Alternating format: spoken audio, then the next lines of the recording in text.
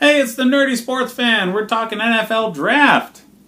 And we're using the DraftNetwork.com's mock draft tool against their predictive board to get a good idea of what would be available to these teams, drafting one team at a time, not for all of them right now.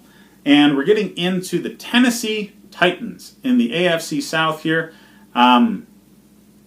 Personally, I think the biggest need for this franchise is quarterback.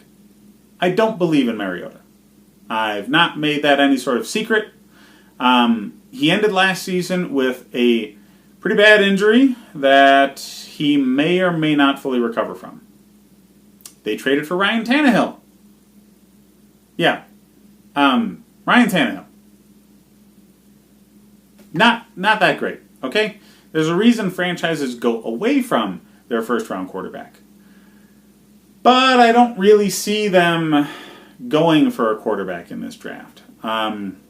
This isn't the draft to really do it in anyway. And at pick number 19, that's dangerous territory. Okay, quarterbacks picked in the late teens, early 20s don't typically do well. That's obviously kind of a superstition. I'm sure there's plenty of quarterbacks that you could pick in that range in drafts across the generations that actually do well. But for whatever reason, the ones that have been selected in the late teens to early 20s haven't really panned out in the past few years. They've all been train wrecks like E.J. Manuel, so yeah, avoid that, okay? At number 19, you're going to have the pick of the litter for wide receivers in DK Metcalf. He's not a fully polished product. He is a physical freak of nature, and that seems to be what the Titans like, okay? They're a very, very physical team. And Mike Vrabel is going to want to help his quarterback out and can very easily in this draft by getting a wide receiver that can line up and physically dominate corners. So that'll help your run game too, as long as he is a willing blocker. Now, DK Metcalf aside, you're still going to need better receiving targets.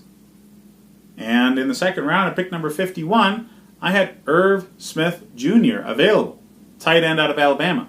Now, this man, if it wasn't this year, would be the top tight end in the draft. Okay, the two Iowa kids coming out in Noah Fant and TJ Hawkinson are definitely the top two tight ends.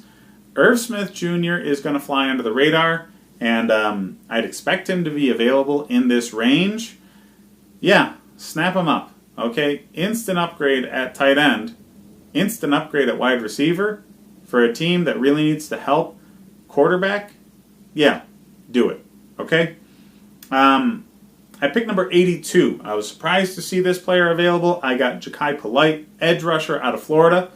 The defense was stout.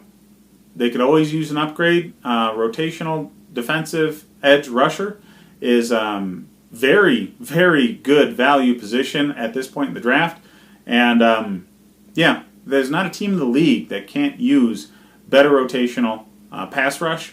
So Jachai Polite will be an instant upgrade in a division where you've got to go up against Andrew Luck and Deshaun Watson a couple of times a year.